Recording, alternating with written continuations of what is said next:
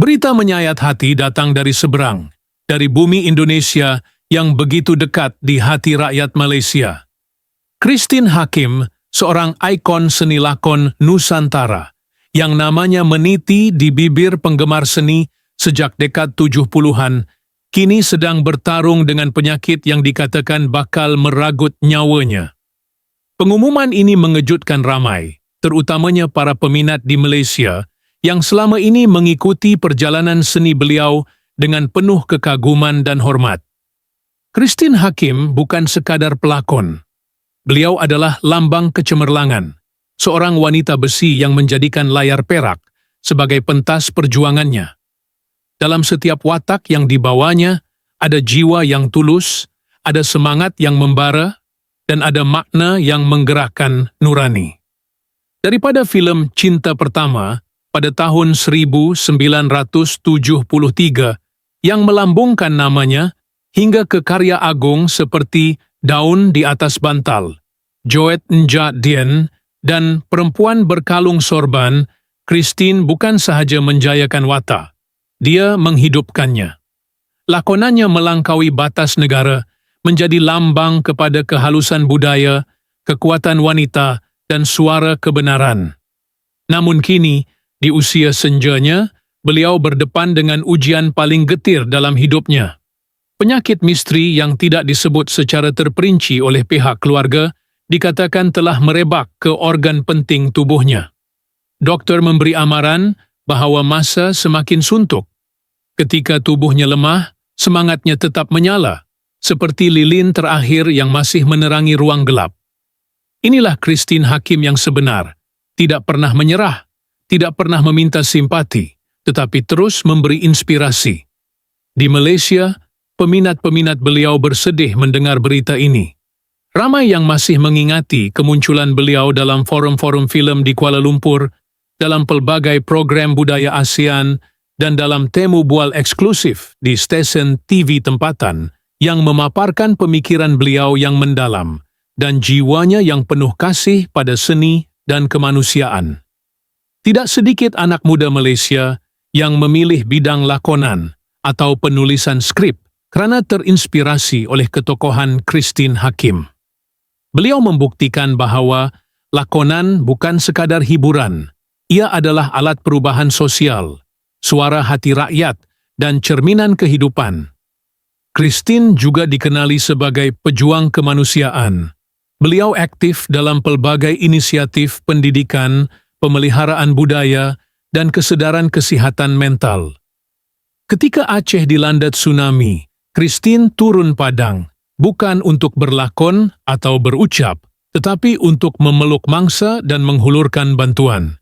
Ketika dunia filem bergelut dengan isu diskriminasi gender, beliau bersuara lantang membela hak wanita. Ketika media sosial menjadi medan kebencian, Christine mengajak kepada empati dan kasih sayang. Sukar untuk membayangkan dunia seni tanpa Christine Hakim. Setiap kerutan di wajahnya adalah saksi kepada ribuan dialog yang pernah dia ucapkan dengan penuh penghayatan. Setiap gerak tubuhnya di layar adalah hasil latihan, pengorbanan, dan kesungguhan yang tidak mengenal lelah.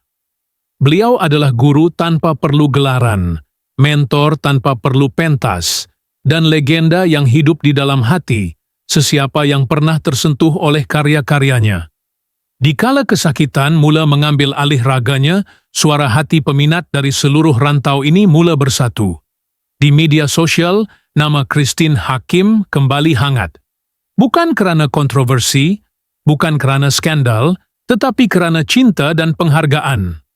Rakyat Malaysia yang telah lama menganggap Christine sebagai sebahagian dari keluarga besar seni Nusantara, kini menzahirkan rasa sedih dan penghormatan yang tak terhingga. Gambar-gambar lama beliau dikongsi, petikan dialog beliau diulang-ulang, dan doa-doa tulus mula bergema. Christine tidak pernah meminta simpati, namun beliau pantas meraih cinta. Beliau tidak pernah mengejar kemasyhuran, namun namanya terpahat dalam sejarah. Kini, di ambang satu bab yang penuh ketidakpastian, beliau tetap berdiri sebagai wanita yang anggun, kuat, dan berjiwa besar. Sakit yang melanda tidak pernah mampu menghapus cahaya yang terpancar dari dirinya. Cahaya seorang seniman sejati. Cahaya seorang manusia luar biasa. Di balik pancaran cahaya pentas dan sorakan ribuan peminat, ada satu sosok yang telah menempuh jalan penuh duri, jatuh bangun, dan pergelutan batin yang tidak pernah diketahui ramai. Sosok itu bukan sekadar seorang penyanyi. Dia adalah legenda yang terukir dalam sejarah musik Asia Tenggara. Namanya jarang luput dari bibir para pengkritik seni, namun kehidupan pribadinya kekal sebagai misteri yang belum sepenuhnya terkuak.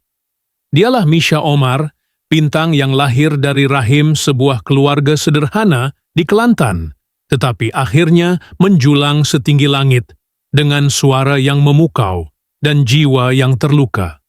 Misha tidak datang dari dunia yang mudah. Dia bukan anak produser terkenal, bukan juga selebriti media sosial yang mencipta sensasi demi populariti. Ketika ramai penyanyi muda sibuk mengejar pengikut, Misha sibuk mengejar kesempurnaan dalam seni. Sejak dari awal kemunculannya dengan lagu Bunga-Bunga Cinta, satu demi satu pintu terbuka. Bukan kerana nasib, tetapi kerana bakat tulen yang tidak bisa dipalsukan. Lagu itu bukan sekadar melodi, ia adalah luahan jiwa, sebuah peluru emosi yang menembus hati jutaan pendengar. Dan dari situlah, Misha tidak pernah menoleh ke belakang. Namun, di sebalik gemilang trofi dan tepukan gemuruh, tersembunyi sebuah kehidupan yang jarang dibicarakan. Misha pernah menghilang dari radar industri selama beberapa ketika. Banyak spekulasi berlegar. Ada yang berkata dia kecewa, ada yang percaya dia jatuh sakit, dan ada pula yang mengaitkan dengan masalah pribadi. Tetapi Misha tidak pernah memberikan jawaban mutlak. Misteri itu menjadikan dia semakin memikat. Bila dia kembali, dia bukan sahaja membawa suara, tetapi membawa kisah. Dan setiap mata yang memandangnya sedar, wanita ini telah melalui sesuatu yang besar, sesuatu yang mengubah jiwanya.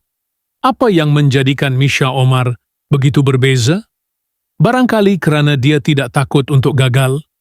Persembahannya bukan sekadar persembahan, ia adalah persembahan jiwa. Setiap nota yang dilontarkan, setiap lirik yang dinyanyikan, seolah-olah datang dari tempat yang dalam, gelap, dan penuh luka. Namun, dari luka itulah muncul cahaya.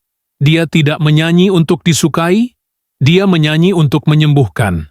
Dan anehnya, dalam proses menyembuhkan dirinya, dia menyentuh hati orang lain. Misha bukan hanya penyanyi balada. Dalam diam, dia bereksperimen dengan genre, dari pop modern ke unsur etnik, dari gaya kontemporari ke elemen klasik. Dia tidak pernah takut untuk mencoba sesuatu yang baharu, walau risikonya tinggi. Dalam industri yang mudah melupakan, Misha kekal relevan. Bukan kerana dia menyesuaikan diri dengan tren, tetapi kerana dia mencipta jalan sendiri. Dia adalah pelukis, dan suaranya adalah berus yang melukis setiap perasaan manusia, dari cinta, kehilangan, pengkhianatan, hingga pengharapan. Namun yang paling menyentuh adalah cara Misha mendekati kehidupan. Walaupun pernah mengalami tekanan dan trauma pribadi, dia tetap menjaga kelembutan hatinya. Dalam temu bual, dia sering berbicara tentang ketuhanan, tentang bagaimana suara itu bukan miliknya, tetapi pinjaman dari Yang Maha Esa. Ada sesuatu yang sangat rohani dalam cara dia mengekspresikan seni. Misha tidak melihat pentas sebagai medan pertarungan, tetapi sebagai ruang untuk memberi. Dan dari pemberian itulah, dia dikenang, bukan hanya sebagai penyanyi, tetapi sebagai penyembuh yang halus. Tidak ramai tahu bahwa di sebalik senyuman Misha tersimpan kisah tentang ketidakmampuan untuk memiliki anak dalam tempoh lama. Ketika dunia mendesak wanita untuk memenuhi harapan sempurna, dia berdepan dengan ujian yang sunyi.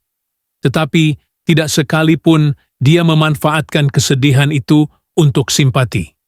Dia tetap berjalan, tetap berkarya, tetap berdiri. Dan akhirnya, saat yang dinanti datang juga, dia menjadi ibu. Tangisan pertamanya sebagai ibu bergema lebih kuat dari sorakan di mana-mana konsert. Disitulah kita tahu bahwa perjuangan Misha bukan hanya di pentas, tetapi dalam hidup sebenar. Hari ini, apabila nama Misha Omar disebut, orang tidak hanya mengenangnya kerana lagu. Mereka mengenangnya kerana keikhlasan. Kerana aura misteri yang membuat orang ingin tahu lebih. Kerana dia tidak pernah menjadi boneka industri. Dia tetap menjadi dirinya, walau angin dunia terus berubah. Dalam dunia yang menilai dari luaran, Misha mengajar kita melihat ke dalam. Melihat kepada apa yang tidak dilihat, kesakitan, kekuatan, harapan. Dan barangkali itulah sebabnya kenapa setiap kali dia berdiri di pentas dan membuka mulut untuk menyanyi, seluruh ruangan akan sunyi. Kerana hadirin tahu, mereka tidak sedang menonton persembahan, mereka sedang menyaksikan keajaiban. Marilah kita bersama-sama menyematkan rasa kasih dan penghargaan yang setinggi-tingginya buat Misha Omar, seorang wanita luar biasa yang telah memberikan lebih dari sekadar suara, tetapi juga jiwa, harapan, dan keberanian untuk terus bangkit. Dalam dunia yang sering melupakan, mari kita menjadi mereka yang mengingati. Dalam dunia yang sibuk menghakimi, mari kita menjadi mereka yang memahami. Misha tidak hanya wajar dipuji kerana bakatnya, tetapi juga kerana ketabahan hatinya yang mengajar kita erti manusia sebenar. Tunjukkan cinta anda, kongsikan kisahnya, dengarkan lagunya, dan selamilah makna di sebalik setiap nada yang dilantunkannya. Semoga kasih sayang kita menjadi cahaya yang terus mengiringi langkahnya. Terima kasih kerana telah mengikuti kisah ini. Jangan lupa untuk tekan subscribe, like, dan kongsikan saluran ini, supaya anda tidak terlepas segala kisah menarik, menyentuh hati, dan penuh inspirasi yang bakal kami bawakan. Teruskan bersama kami, kerana kisah belum berakhir.